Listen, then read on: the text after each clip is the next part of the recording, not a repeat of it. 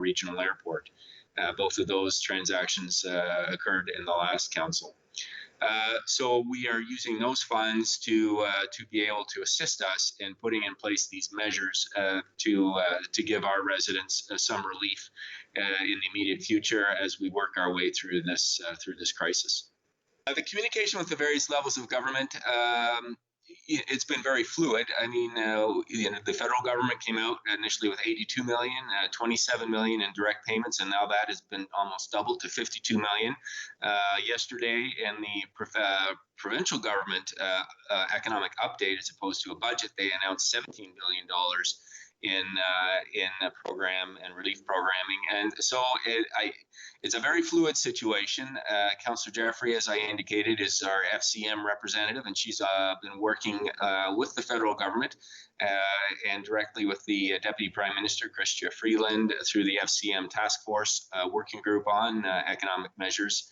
So these things are unfolding on a daily and almost hourly basis as the governments announce these programs, and then we have to understand what those programs entail. We have to understand how they're going to impact our residents, and then we're going to look at putting in additional programs that will augment that or fill in other gaps that we see happening in our community. So while the contact and the liaising is there, it's such a fluid situation that we're working very hard. Our staff are working very hard at Town Hall to make sure we understand what these measures are and how they're going to impact our residents. And so there is dialogue, but as you can imagine, with 444 municipalities in Ontario and how many municipalities that translates across the country, there's a lot going on. As you know, it was just, I think, this past week that the provincial government passed Bill 187 to enable municipalities to hold virtual council meetings or video teleconferencing council meetings. And our staff turned around, our clerk's office turned around very quickly and had that bylaw amendment in place so that we amended our procedural bylaw and that we could have the video conference yesterday. And I think we were probably one of the first municipalities in Ontario to do that. Certainly at Town Hall, it's not business as usual, but it's all business. And we heard from our CAO yesterday that in order to grant the type of relief that we're looking at, of our 12,000 some odd property owners, both residential and commercial, we have about 3,000 or 3,500 of those who pay their property taxes through pre-authorized plans. So those we need to coordinate with those individuals. They need to tell us if they're electing to take advantage of the waiver that we put in place, or if they would prefer to continue the payments because that's their schedule and it works for them. So we're really trying to accommodate our residents and make all of these programs optional for them at their election. So we are taking staff from other departments to infill in our Treasury department to help process those applications and calls as they come through. So we're very busy at Town Hall. We're extremely focused and in terms of serving our residents and making sure we do everything we can in this very trying time. And so we are here, our staff, maybe not at Town Hall, but certainly are connecting in and working extremely hard to do that, and it is an evolving situation, but the ability to have a video conference is obviously a huge benefit for us, so that we can continue to practice safe meetings in the circumstances, but also that we can have effective meetings and continue to work together as a council with our community to find the best way. Well, I think the message is this. We are probably now entering into the period where we're going to see the number of cases spike in our community. And it's absolutely essential that we stay calm and we work together. Collingwood is an exceptional community, and we've survived many things from wars and depressions before. And we will do it again. And we will come through this stronger than we were before, just as we have in the past. But in the immediate future, we need to make sure that we work together, that we abide by the social restrictions, that we stay home except for absolute necessary errands, and that while we're out, we abide by the safe distancing, social distancing. But also, I want us to continue to look out for our neighbors and those who are most vulnerable. So if you have some elderly neighbors, or know of some with health issues, or know of some who are symptomatic and staying in self-isolation, reach out to them and help them in any way you can, from buying groceries, picking up medication, or just talking to them over the phone or Skyping with them, so that we are continuing to get social interaction, which is so necessary for our mental health. And we will come through this. And we at Town Hall are working very hard to make sure that we help all of our residents come through this crisis, so that when we get, well, as the deputy mayor told me during the campaign, the issues that we campaign on are very rarely the issues that actually are the main issues during the term. And so certainly when we had the judicial inquiry looming at that point in time, that was probably one of the main issues we thought that this council would be confronting, and so we had no idea that this would be on the table. And but having said that, I am very confident, knowing our community, that we will come through this in the best possible way. Well, there's been a lot that's been done over the course of the last week. In fact, over the course of the last couple of days, everybody is aware of the fact that Parliament was recalled on Tuesday, and a multi-billion-dollar economic package was passed by the House of Commons. And the hope now is that people will start seeing money come to them rather quickly. I know that so far we've had at the federal government level 1 million employment insurance claims that have come forward. That number is expected to rise exponentially. And so, you can understand the magnitude of what's going on here and the anxiety that people are feeling, making sure that they have enough money to meet their obligations. And I know that given the magnitude of the situation, it's all hands on deck in Ottawa. The government is reallocating resources, human resources from departments to try to make sure that people are, who are putting in their claims, get their money as quick as possible. But again, I've been talking to a lot of people over the last couple of days since this package came forward, really trying to, to ensure that we get the money to them as quick as possible. But again, the magnitude of this, and I think people really have to, I've said this many times, temper their expectation that they may not necessarily get this money in the next week or two, but they can be assured that everything is being done to try to expedite and get money into the hands of people's pockets as soon as they can, so that they can meet their obligations. Now, there are very simple ways that people can help themselves ensure that they do have quick access to this money. Anybody that's calling our office, we're telling them to make sure that they open up an online account through the Canada Revenue Agency or through Service Canada.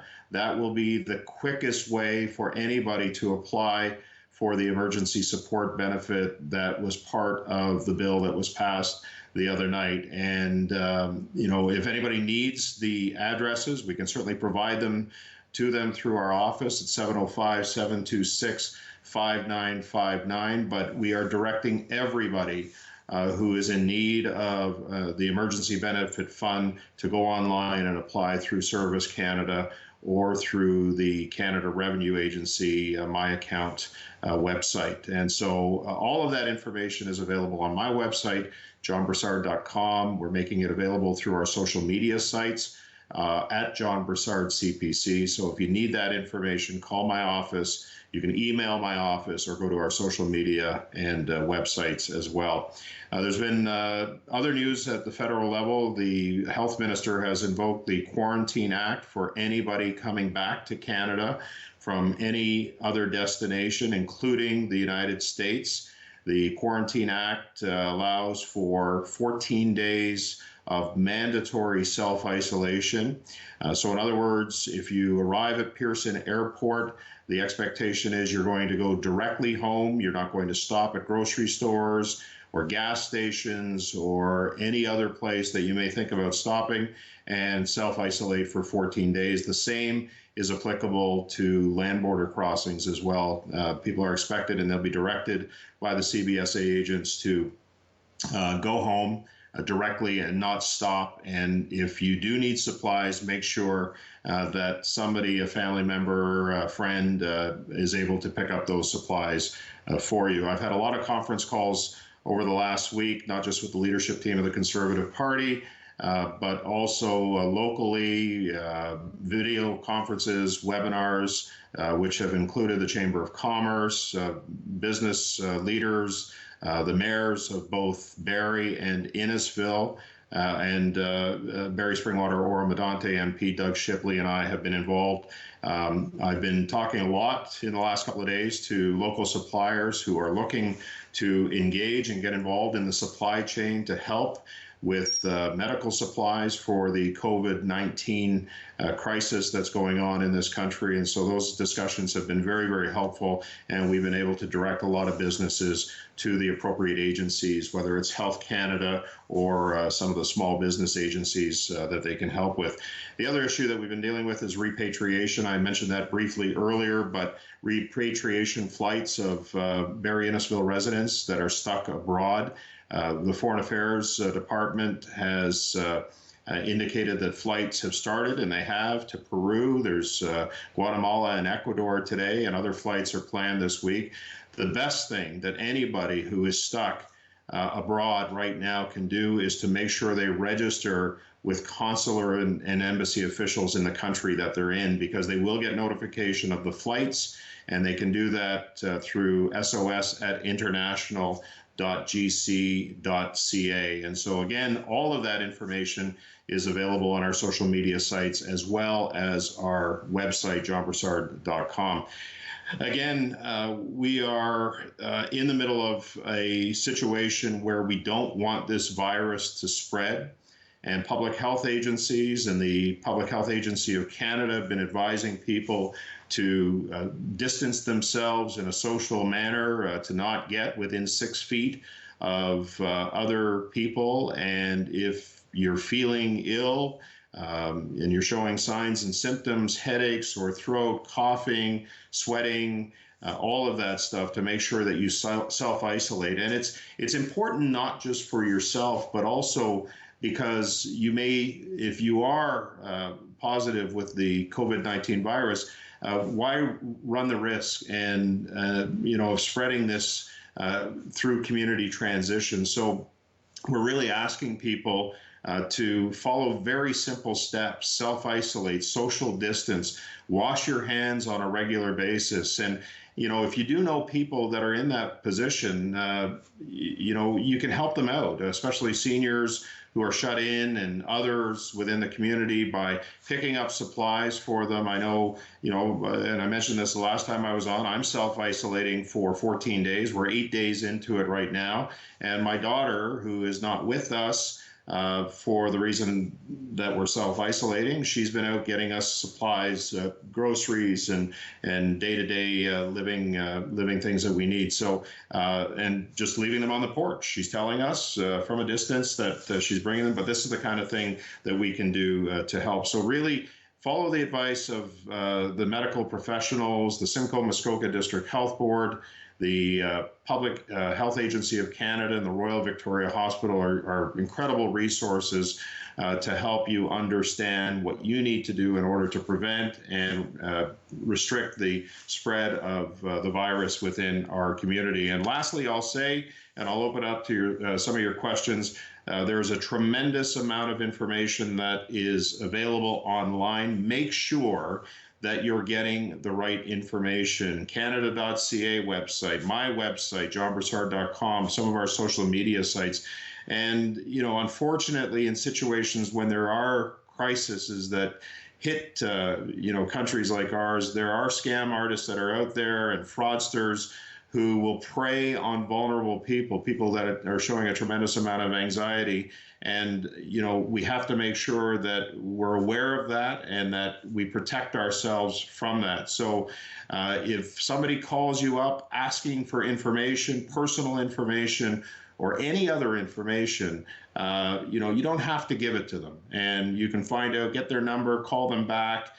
Call our office, 705-726-5959. We'll call them back to make sure that it's a legitimate concern that people are bringing to your attention. But unfortunately, there are a lot of scammers and a lot of fraudsters that are out there who are preying on people that are anxious right now and vulnerable. One of the things that we have been really focused on as an opposition is to give the government the tools that they need in a minority situation, I'll remind you, to deal with this crisis. Because at the end of the day, our concern is for Canadians and employers and making sure that Canadians are looked after throughout this crisis.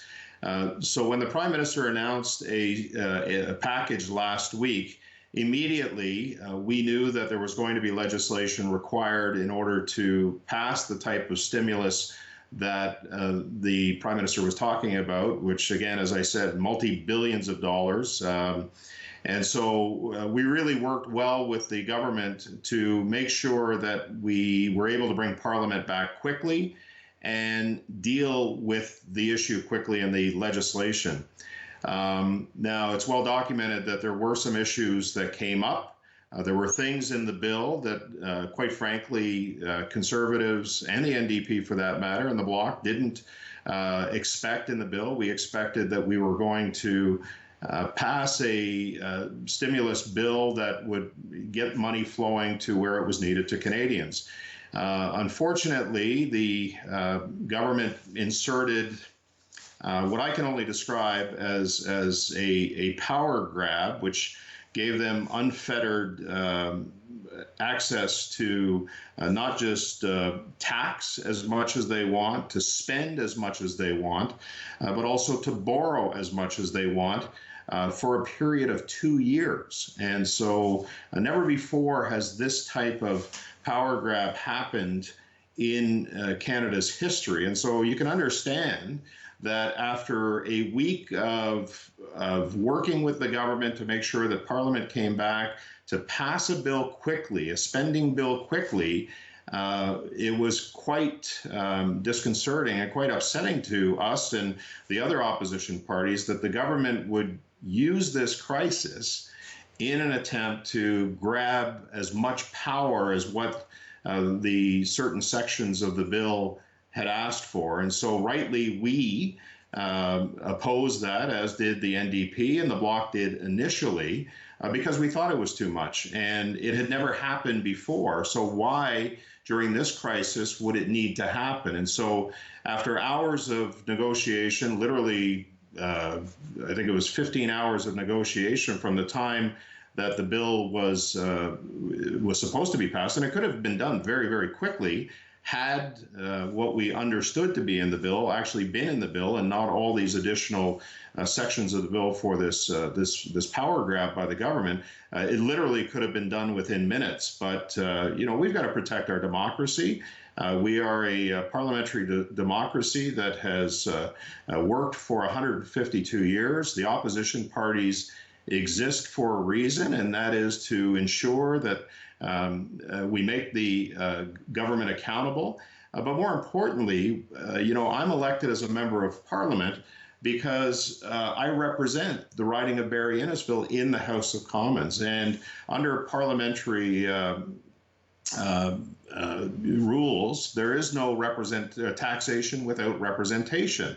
And if we are to increase any amounts of spending or borrowing, and the government feels that they need to bring that to the House of Commons and Parliament, then it has to be approved or not by political parties. And so at the end of the day, the government stepped back a lot on the type of power that they were looking for because of the fact that we weren't going to support the legislation, frankly, in the manner in which it was written. So a lot of those sections that called for this power grab were pulled back by the government. And listen, look, we can recall Parliament anytime. If the government feels that there's need to spend more money in this crisis, the government can call back Parliament, and we prove just how quickly Parliament can be called back. It can literally be called back within 24 hours and have Ontario and Quebec MPs drive to Ottawa, not have to get on any airplanes. We can do that very, very quickly.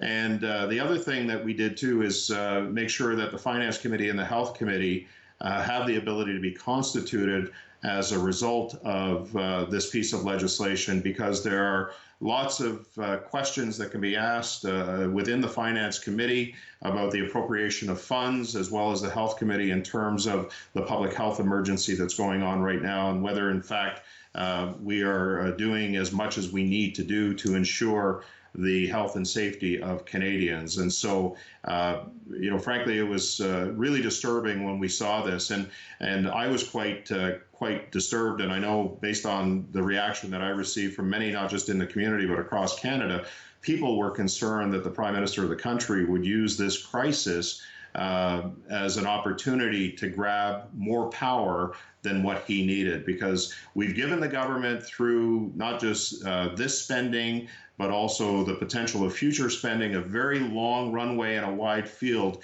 in which to operate. And they have the funds that they feel they need now in order to deal with this crisis and make sure that we help Canadians that need the help the most, and including employers as well, who obviously are suffering as a result of downturns, not just downturns, significant downturns in our economy. So that's what happened, and fortunately, the opposition was there to push back and to make the government realize that they didn't need this type of power in order for our democratic institution of Parliament to work and for the opposition to be effective. And one thing that is important to me is that we are the official opposition. We're not an audience for this government.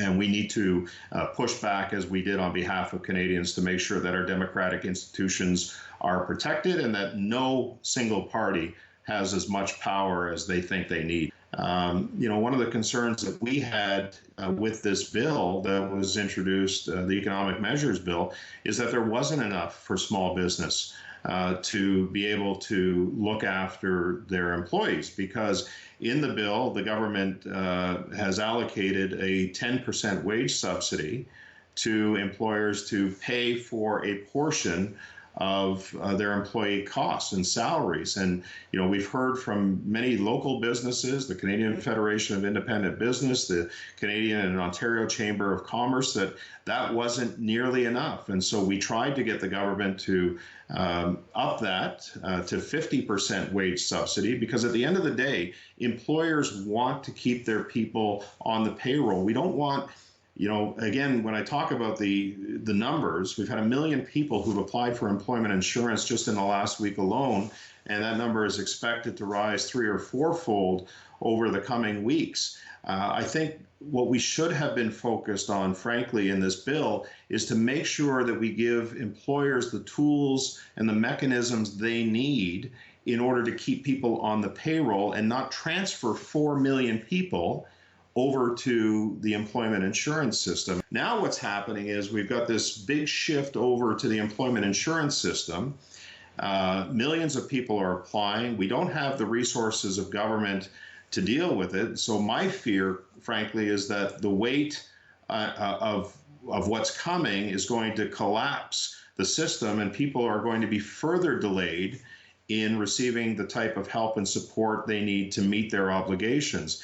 And that's a really critical part of this whole component. Had they been left on the payroll and government had provided that incentive through increased wage subsidies, then there wouldn't be that delay for people to meet their obligations. And when I talk about obligations, I'm talking about the things that they need in order to survive on a day in and day out basis. And I'm already hearing from people who, don't have the money to buy groceries. They're not going to be able to meet their debt obligations. And so, making sure that it was seamless and helping employers help their employees would have been a much better way to deal with this system. Is it personal? Yeah, because I'm dealing with these stories. And it's not just personal for me as well.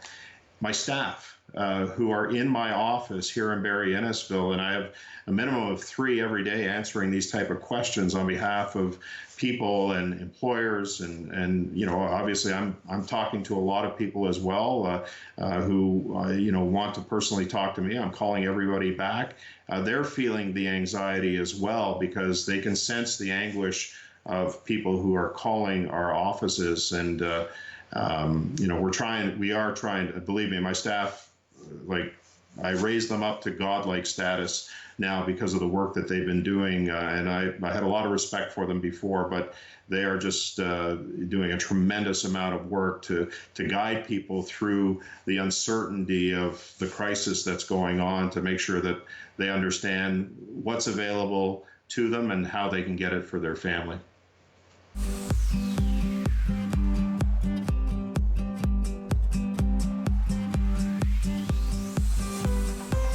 At Kawartha Dairy, it's been 80 years of fresh, delicious dairy products and 80 years of incredible memories. We've come a long way since 1937, and it's all thanks to our amazing customers. Thank you, Ontario.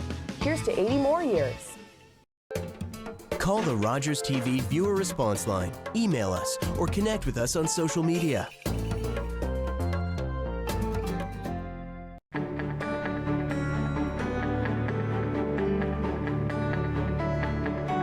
This is Rogers TV, Collingwood. I'm looking for David Rappaport. Why are you wasting your time on him? I might be all he's got. It was his obsession to play the song. Why did you do it? I'm not sure you'd understand. Welcome to Jumanji. Who is Jumanji? Oh my God. You got to have eyes in the back of your head. What in the Sam Hill?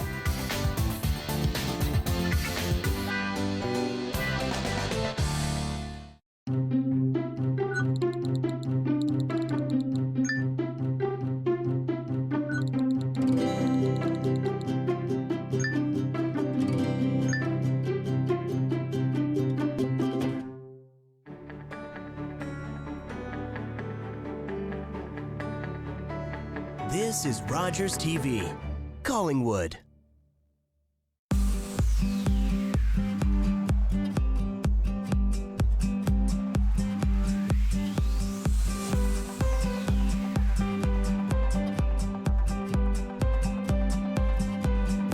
Hi, everyone. The COVID-19 crisis is evolving so rapidly. It's really day by day or hour by hour that we're getting new messages from residents, from businesses, and also from announcements from both the federal and the provincial government. And we are kept on our toes by keeping up with all of those and reacting to those announcements as they come in. On Tuesday, March the 24th, the town of Innisfil declared a local state of emergency and signed over our form to send to Ontario's emergency management leader. What that means is it gives the emergency control group and myself as the mayor ability to make decisions more quickly, and also helps with our procurement policies so that if we need some type of equipment, we have the ability to go out there and purchase that equipment without going through the full tendering and procurement policy. The state of emergency was declared in consultation with our emergency control group, which includes our fire chief, our police chief, and members of senior staff at the town. but it was also on the advice of our medical officer of health, Dr. Charles Gardner. The main reason for now is that we want to make sure that everyone are taking seriously the advice from the medical professionals on what that they should do in terms of this emergency.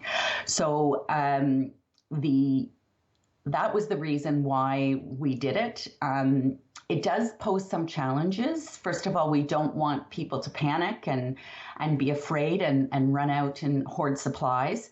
That's not the intent. The intent was just to have them take it as seriously as possible, that these steps that we're asking people to take virtually, it's really very easy. It's not rocket science.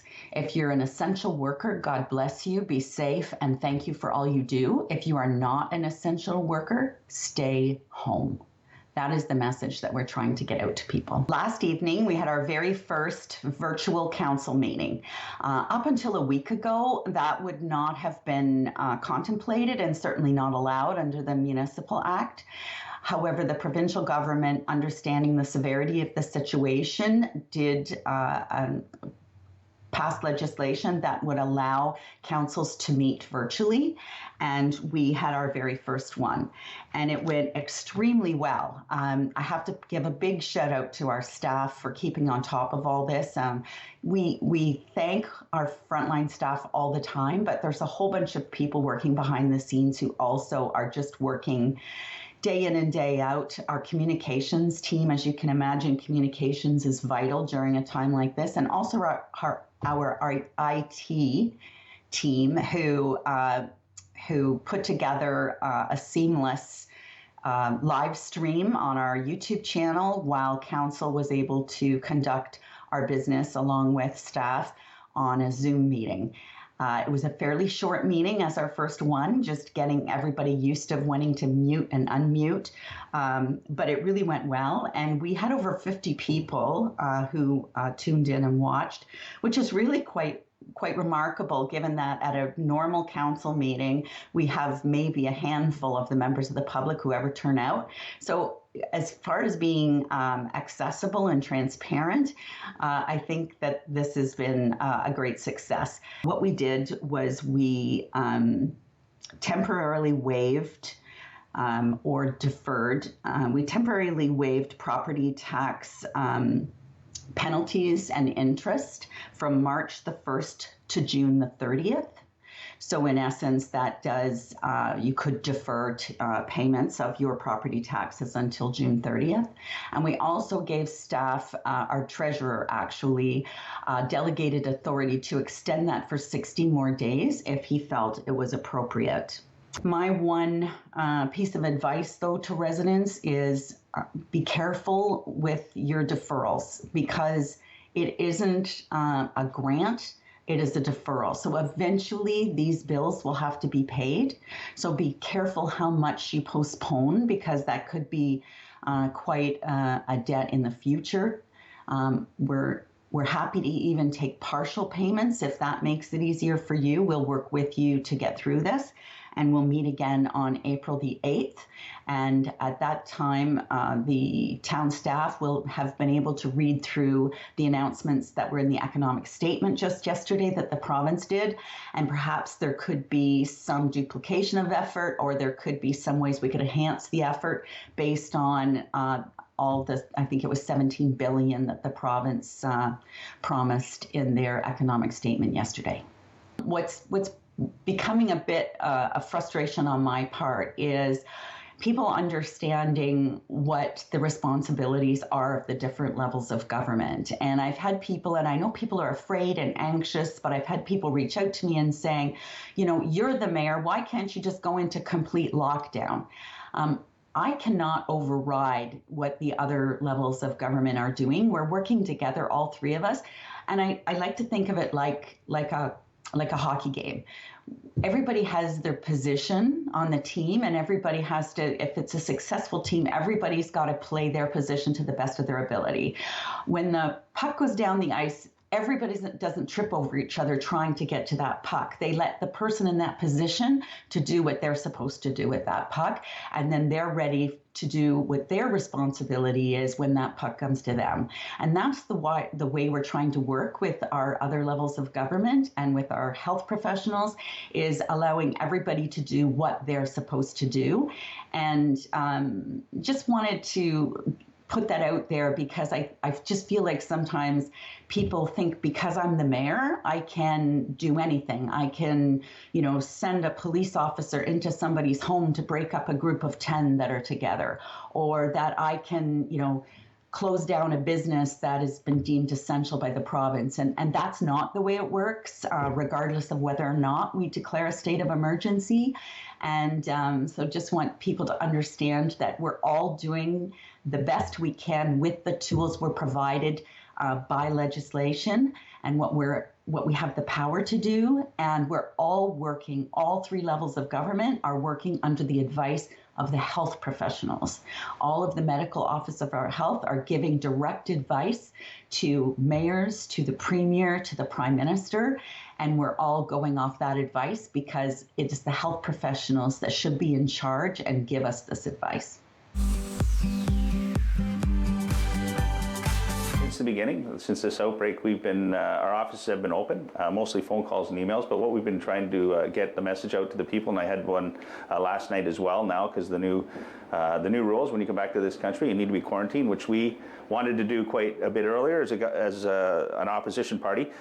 So we're letting them know through social media, anyone who phones our office, we're letting them know that you need to self-distance, or physical distancing as well, this might be the better term to use, to make sure that people are staying away from one another, that proper distance, as well to make sure that they're sanitizing as much as they can as possible, and telling them, hopefully, if you can, stay home. If you need to go out and your operations are still there, if you follow those rules and listen to the medical officer's report, we'll be fine. I think right now the government's giving a few powers to the province, and as long as each province does it, it's really kind of the same result. So I think it's good to have some of the powers to the province because they're a little bit closer to each of the communities at this time. They work with municipalities and the townships. We're the overseeing government, but we're working closely with them to make sure that they're following the rules that are set in place so that we do our part for the next few weeks to alleviate more spread of this virus. So if we follow the rules, we do what we're supposed to do, I think there'll be some sun coming out after a few weeks. I think all parties, at the end of the day, want to make sure we make it through this pandemic, and I think everyone wants to make sure that we can take care of our businesses, our individuals, everyone out there. I think we all want the right thing. We were certainly disappointed the Liberals threw a few extra things into the bill that would give them power to 2022, and taxation rules that we think that Parliament is there for a reason. We live in a democracy, and it was important. So we're glad that the Liberals backed that down. We were surprised that they added it at that time. But at the end of the day, they stayed the whole day. All the parties were there because they understand how important it is to get out there and help people in each of our communities. My riding here in Simcoe Grey, huge tourism draw. We have the Nottawasaga Inn in Alliston, and we have Blue Mountains. We have Wasaga Beach, which is the world's largest freshwater beach. And I've been in contact with, like I say, Blue Mountain Resort. Definitely a big hit for our area here, and we need to make sure that we have those supports because it is a huge part of our economy. I know that we have industries as well, whether it's Honda, you want to make sure those go, but people seem to forget sometimes the importance of tourism, and I certainly understand, and I know our party understands that is a key driver in our area, so we have to make sure that we're there for them. Hopefully people follow the rules and the regulations that have been set down now during this pandemic, and if we do that, hopefully we'll lessen the time, but there'll have to be supports for those businesses in order that they'll be able to continue after this is all done. We had a lot of concerns with our local farming area here, and people have to be cognizant of the fact that we need to get some of those agricultural products to the market for the people who are going and buying all these products, because people are actually making more food at home now during this crisis than they are before. So that's one of the good things about this crisis. I think that people are taking an opportunity to cook for themselves, and an opportunity for families to get together, which is important. But we need to make sure that we work with our agricultural community to make sure that it continues to strive. So I was really happy to hear that. And, you know, everyone always first, you want to hire locals if they need jobs, but we need that. We need to have those people working here. So I was really glad that the Liberal government decided that that was an important factor and one that we believed in as well. Well, I think the first part of it is how long is this going to last? So like I said before, if everyone does their role, that'll shorten the period and that'll shorten the pain. I think the longer it goes, the harder it'll be. There'll be companies out there, and those are the calls that I'm fielding in the office here that are going to have a tough time. So we have to make sure, and we're pushing the government. It's great that we're taking care of all the individuals that work for those companies, and I believe that. I think we need to, and I'm glad that they have a new process that's going to be simpler for those people outside of, you know, unemployment insurance. They got a new emergency resource benefit, which I think is an easier way, a simpler way. So those people are taken care of. But I think they really need to concentrate on each of those businesses. So many of these small businesses, like I was talking earlier, the tourism business, restaurant business, parts business, all these businesses, to make sure that they're still survive and they can stand up and get those employees back. Because what we don't want to see is people going to stay on unemployment. It's only 4 months is what they're putting on right now in that one program. So we want to make sure that there's jobs to go back to. So I think the government needs to concentrate a little bit more. That's what we've been pushing as Conservatives, to say, look, we have to make sure that those businesses can survive, because the day that this turns around, hopefully a couple of weeks, you know, hopefully people are pent up. They're going to be so excited to get out. They're going to say, I want to go somewhere. I want to go do some things. Hopefully that'll change, but we have to be really, really cognizant of that fact. And that's what we've been pushing, to make sure that those small businesses have the resources to at least stay open till this crisis is over. And that's what we're going to work on. So a lot of people are wondering, how am I going to pay my bills? My mortgage is due. So a lot of people are phoning up, and we have numbers for them to call, and that's really what we're doing, is for the government is trying to be here to field those numbers. And I just hope people, when they get it, there's a new number. First thing I'll tell people is sign up with CRA when you can. They're going to be the ones that are going to put this program forward, so get a number. And the number for business, I'm going to let you know on the TV, is 1-800-959-5525. And for individuals, it's 1-800-387-1193. Sign up as soon as you can. They'll be busy. There's all kinds of phone calls. Be patient. And like I said, they'll need to take care of all these individuals. And that's most of the calls now. Seniors worried as well. A lot of seniors are out there, are scared, you know, because they have investments in the economy, and how that's going to play out for them. So there's people are worried, people are frustrated, and we're here to try and help them and put them in the direction that we're going to get them through this. And like I said, when it's all said and done, I think society will probably be stronger and better. You know, I thought it would be wonderful to be a member of Parliament. I was all excited when I won the October election, but I can tell you, I'm still excited because I truly like to help people. That's why I'm in public office, but it's extremely busy. The phone calls, the emails, I'm trying to get back to the businesses that are calling me just to let them know that we're here, we're open, and we're fighting for them, the individuals that are out of their jobs.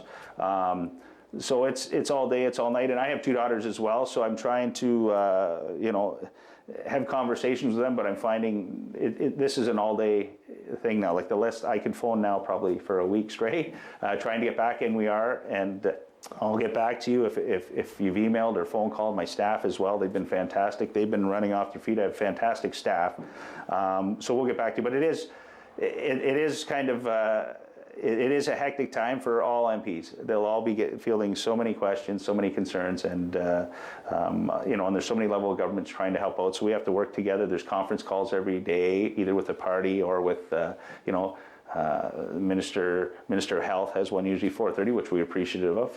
So keep us up to date what's going on. So it's a really, really busy time, but at the same time, if you can help people, it's rewarding. I'm a big believer that there's a reason why things happen, and I think this might give us an opportunity, this pandemic, and you know, this isolation, it's tough for sure, because we're not used to that as a society. We just sort of come and go and we're free. An opportunity to get together with your family, to be with your family a little bit more, spend that time, I think, which is important with their young kids, especially, they'll remember later. An opportunity to come up with new ideas, thinking outside of the box, an opportunity to phone old friends, go on, people are doing Skype, they're doing more of those things. So people have time if they're at home, if they can utilize it, they can go forward and reach out to people they haven't talked to in a long time. So even though you're isolated, you actually have an opportunity to grow stronger as a family and to reach out to more people that you wouldn't, because you're busy in life. People they just keep moving and moving. And for other people, if you have the opportunity, like my lovely wife decided that she bought paint ahead of time and figures I can paint the basement when I have time. So it depends, so that you can do some things around the house, and it's just an opportunity to sort of maybe do a reset for society when we come through this. Like I said, hopefully all the supports are there, all the business come back. We will be so excited, because we take things for granted.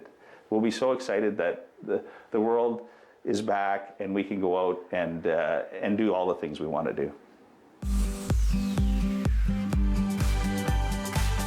I'm thrilled to be able to talk about the financial statement that came out yesterday, the economic update. There's so many things in there that are timely and needed. As viewers will know, we pivoted very quickly so that we could address the issues as they came up. The $17 billion, and it's actually a $20.5 billion deficit this year, but with contingencies in there, money set aside $1 billion for health because we're not quite sure of everything yet. $2.5 billion for unique contingency for unforeseen circumstances across the economy. We're just in phase one, but we're supporting people, we're supporting businesses, we're trying to put the money into healthcare where it's needed the most, and we're trying to be nimble at the same time. The economic update is called an economic update and not a budget, because the fundamental difference is a budget does multi-year projections on a whole variety of issues. We knew that to do that would be maybe a little bit of guesswork. And so the finance minister made the bold decision to say, we're not going to do a budget with multi-year projections on everything. We're going to do a financial update so that we can get the pieces where we need them the most. So we're being realistic about what we can predict. He did predict a 0% growth in the first year, with 2% each year after that. And that's pretty unprecedented for a government to not project growth. So we think we're being realistic and taking things as far as we can. But this is fundamentally going to change the way that we're doing business.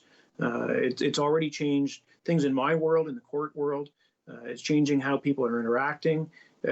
I'm hearing, people having Zoom parties where they want that social connection. It's changing how we're operating in every sense.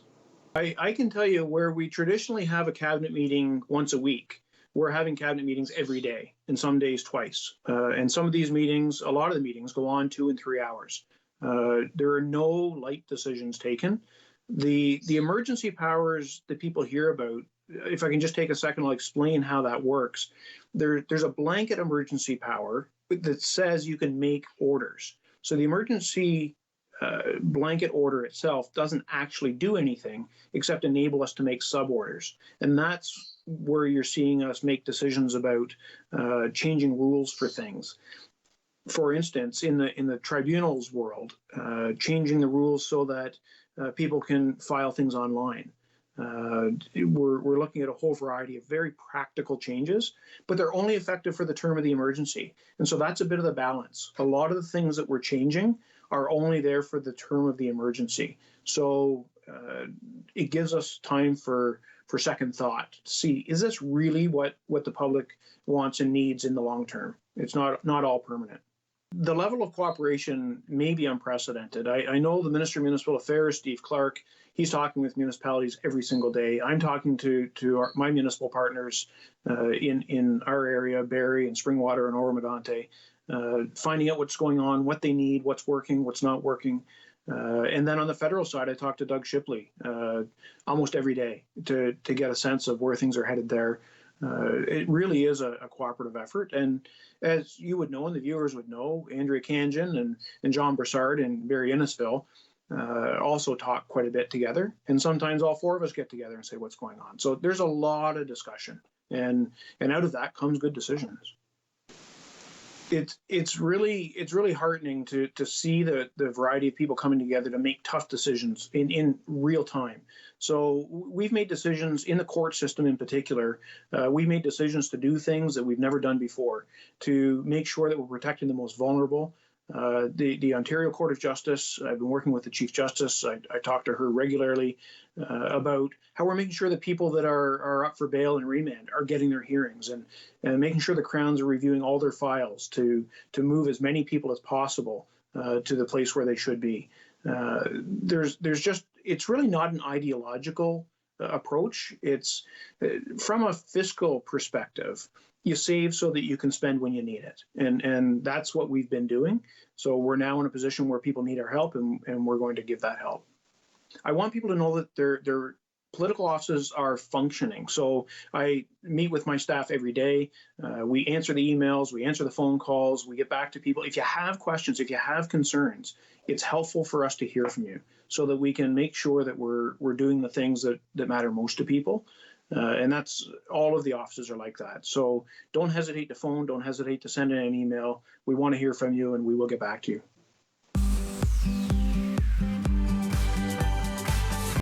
Hello, it's Mayor Clark from Amera Township checking in with everybody. I hope everybody's staying healthy and keeping that personal separation, trying to stay in your homes as much as possible.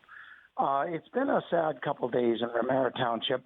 Unfortunately, yesterday at 3 in the morning, our beloved Deputy Mayor John O'Donnell lost his battle with cancer and passed away. So my deepest condolences go out to Kathy, John's wife, and the rest of the family. It was a really tough time for the family. With the quarantine the way it is at the hospice, only Kathy could get in to see him. Unfortunately, the kids can only talk through the window. And so we know it's a very tough time for the family, as it is for any families right now that have lost loved ones, because the first thing you want to do is get together with family and friends, and they won't be able to do that, at least not in the near future. John and I started council together 20 years ago, and I spent 4 hours a week with John for the last 20 years. I think that's longer than a lot of marriages. Over that time, we've had many debates, a few heated arguments, and a lot of good memories and a lot of fun. And I think together we've done wonderful things for this township. John was a very, very dedicated councillor, and he certainly will be missed.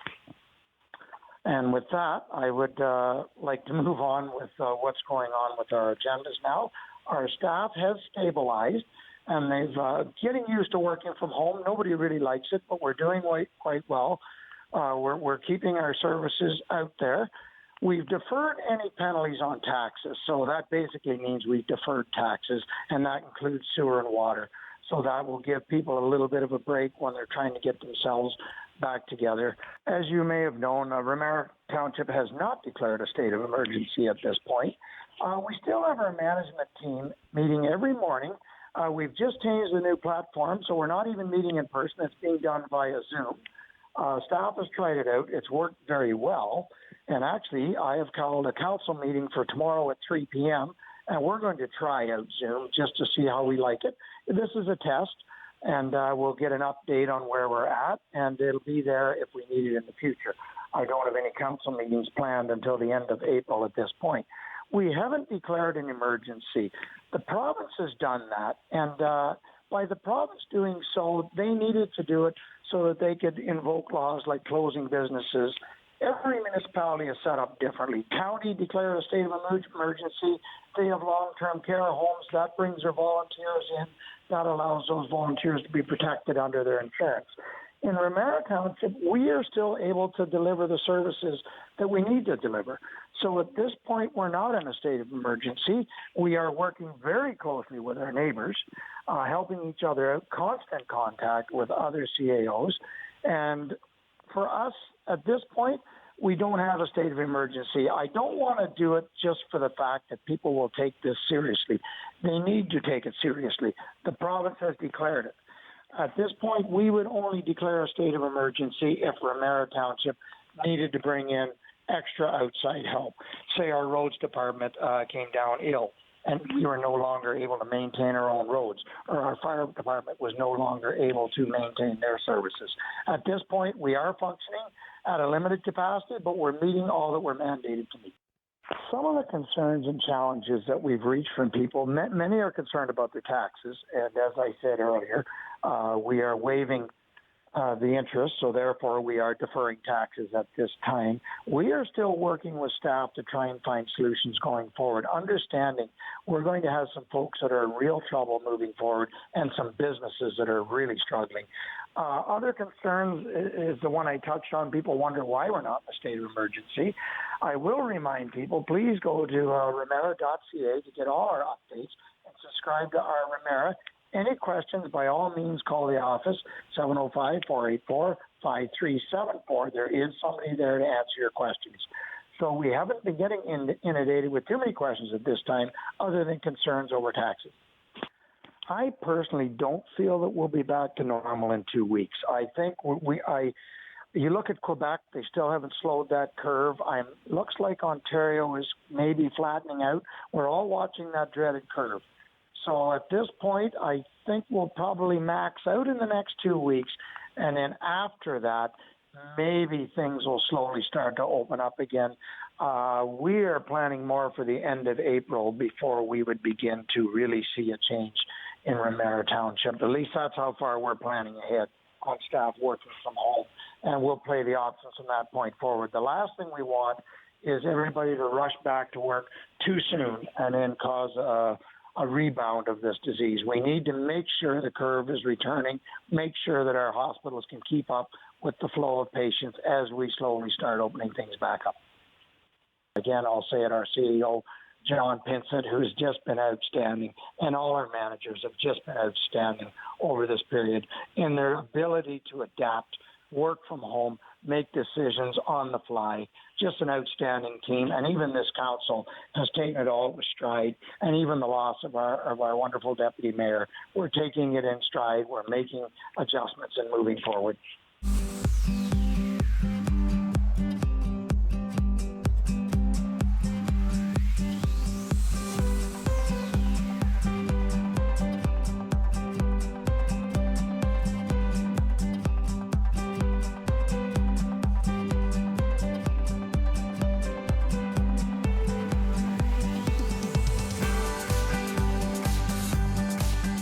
At Kawartha Dairy, it's been 80 years of fresh, delicious dairy products and 80 years of incredible memories. We've come a long way since 1937, and it's all thanks to our amazing customers. Thank you, Ontario. Here's to 80 more years. Call the Rogers TV viewer response line, email us, or connect with us on social media.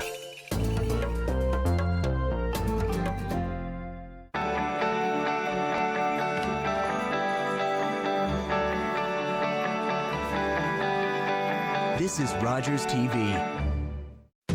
Your mouth can do a lot of amazing things.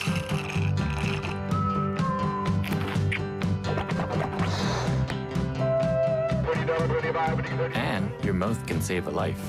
Hi, I'm Tom Wong. I'm just one of close to 1,000 Canadians in search of a stem cell match. We need your help. A simple swab is all you need to register on the National Stem Cell Database. You could be the one to save a life. Find the hero in you. What kind of show do you want to see on Rogers TV? What interests you? Log on to rogerstv.com, fill out a show proposal, and tell us about your segment idea. We want to know what you want to see. Rogers TV, only on Rogers.